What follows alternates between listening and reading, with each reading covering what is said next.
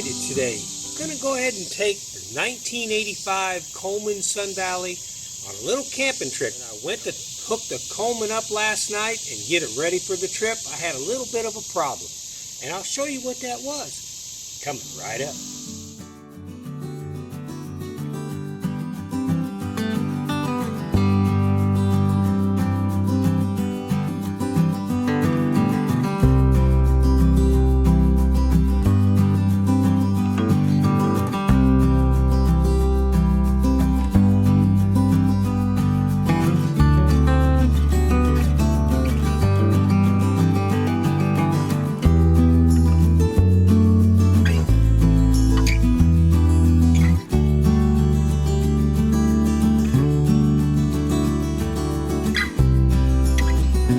I went to hook up the 1985 Coleman Sun Valley last night, and when I hooked it up, as I started to pull away and get it positioned here in the driveway so I could load it up, I thought it felt like it was maybe pulling a little bit hard.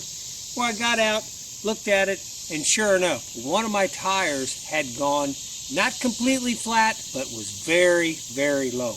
It's probably been a month and a half or so since I used the Coleman. The tires on it are in pretty good shape, so I was really surprised to see that the tire had lost air like that. The only thing I can think of is the last trip I took, must have picked up a nail or something on the way, brought it home, stored it for a month and a half, thought everything was good, went to hook it up, bam, there you go, flat tire. Now when situations like this happen, we all have that knee-jerk reaction to be, oh man, so upset about it. But what I have learned through the years is I try to turn an experience like this into a positive. Here in October, I'm getting ready to take a 2,000-mile trip with the Coleman, and the last thing I need is any problems out on the highway. Whatever happened to that tire, whether it had a nail in it, whether the seal started leaking, the valve stem, whatever went wrong, I just don't want to have problems like that out on the road. And went to my local tire place, Discount Tire, a brand new tire put on. And it's a pretty nice tire. It's a Carlisle Sport Trail 20.5 by 65 by 10. I actually had a brand new tire just like this. That was the spare. So the tire that went flat, I took it off, took my spare, put on it, went and got this tire put on. So the tire that was on this side that is not leaking air, still in pretty good shape. I'm going to use it as my spare. So now I have two brand new tires to be able to roll down the interstate with. The whole deal cost me right around $100, a little more than $100. That's cheap.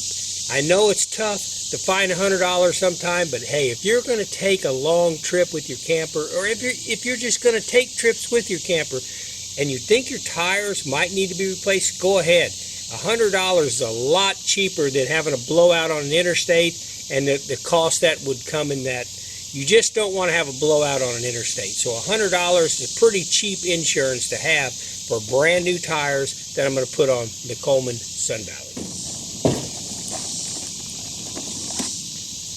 So I guess the big lesson there is, if you're going to take a trip, check things out. Make sure that your wheel bearings are greased or replaced if need be. Make sure your tires are good. Make sure you got a good spare tire, because if something happens out there, that's your lifeline right there. That's going to get you off the interstate and maybe to a tire shop to replace it, or maybe get you on home.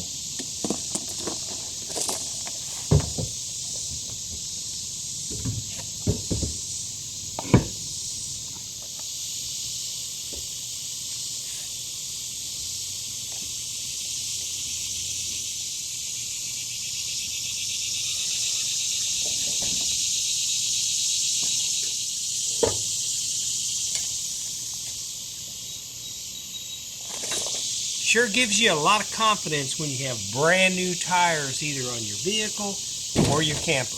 Very, very nice.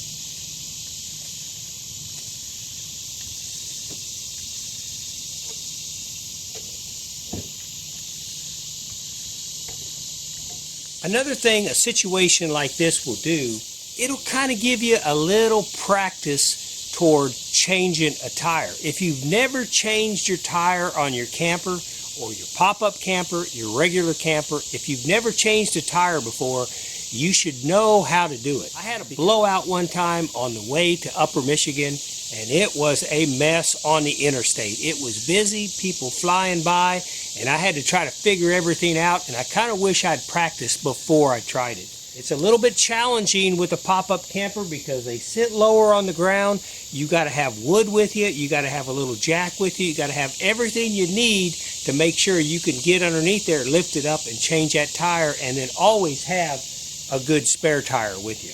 A good practice session for me just in case it happens out on the road. So I'm ready to go.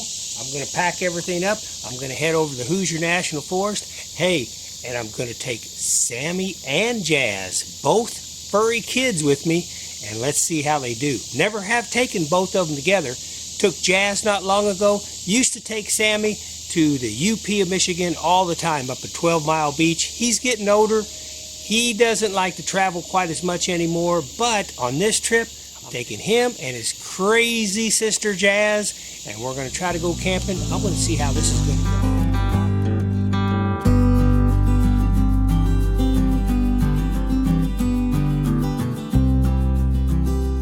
Hey, I wanted to shoot this short little video section here about my 1985 Coleman Sun Valley pop-up camper and the tires I got the other day. And this is the current situation, what's going on. I went to Discount Tire, and I tried to get a tire that was 205 by 8 by 10. And this is a Carlisle Sport Trail. And these are really nice tires, got a lot of traction to them. So what I found out is the tire that they sold me was a 20.5 by 6.5 by 10.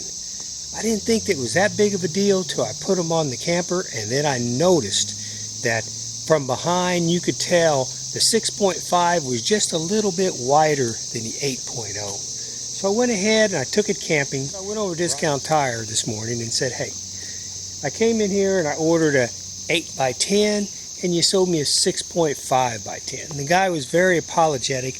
Discount Tire, I'm finding out, is pretty good. They're not without making mistakes, but they usually stand behind the mistakes if they do make them. So I went and talked to the guy about it, and sure enough, Carlisle, the company Carlisle, has changed their 8 times 10 into a 6.5 times 10, and they say it's the same ratio, but it's not, because we went out to the parking lot. I had the 8 by 10 and the 6.5 by 10 side by side, and a big difference between the two. So I negotiated with him. I said, hey, okay, what are we going to do about this? You know, I kind of came up with a suggestion that, hey, I tell you what, since I put 150 miles on that 6.5 by 10, how about if I keep it, you sell me another 6.5 by 10 for half price. I'll put it on the other side, and then I'll take the spare, which is an 8 by 10. Hello, Jazz. Jazz, you got to quit licking my lens now, buddy. That's bad news. So I told Discount Tire what I'll do is I'll keep the 6.5 by 10. You sell me another 6.5 by 10. I'll put it on the other side of the Sun Valley Coleman, and then I'll take the spare, which is a 8 by 10. It's a little different size, but hopefully I'll never use that spare. But the nice thing is I'll have 3 brand new tires now for my long trip this fall. You know, it's over 2,000 miles. You never know what's going to happen. Always good to have good tires on your pop-up kit. So that's what I'm going to do. I'm going to go ahead and pick the tire up tomorrow, and then I'll go ahead and put it on this side. And then let me show you something that I cover all my bases at all times. And I tried to have a backup plan too. And my backup plan has been notes for a very long time now. So for instance, this tire right here I put on, but it's still off the ground. So I have the lugs tightened, but not super tight like they need to be for the highway. But instead of waiting I've got my jack on the other side. I'll put my tire on there tomorrow, bring my jack around. This is actually sitting on a jack stand right now. I don't know if you can see that or not, but this is sitting on a jack stand right now. So I didn't want to bring my jack over just to set it down to tighten these, but that would be a huge mistake to forget that. So here's what I do. You can see I've got me a little note right here. Whoop. Let me turn that tire around a little bit. It says tighten this side, and I've got it taped right on the axle right there. So no matter what, I'm going to remember that whenever I bring the jack around to finalize everything. I'll make sure to tighten this one along with the other side. Very important when you're traveling. There can't be any mistakes on the interstate. When you're going 65 miles an hour, there just can't be any mistakes. You just got to make sure.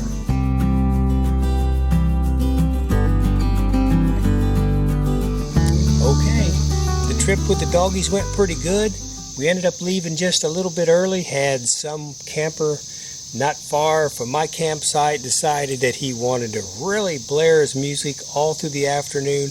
Once it got into early evening, I could tell friends were showing up, and the noise wasn't going to go away. So I just decided, okay, rather than to sit there all night and be aggravated, trying to sleep, a bunch of noise going on, I decided to pack up, come home, and getting a lot of other things done now that I got home, such as my new tires. But camping with the doggies brings this sticker really into focus.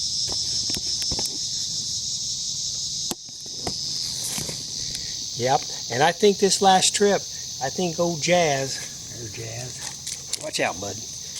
I think old Jazz might have earned her a trip to the big lake, Lake Superior. We'll see how that goes. I think Sammy's about time to just stay home, retire, stay with Mama, and take care of things around the cabin.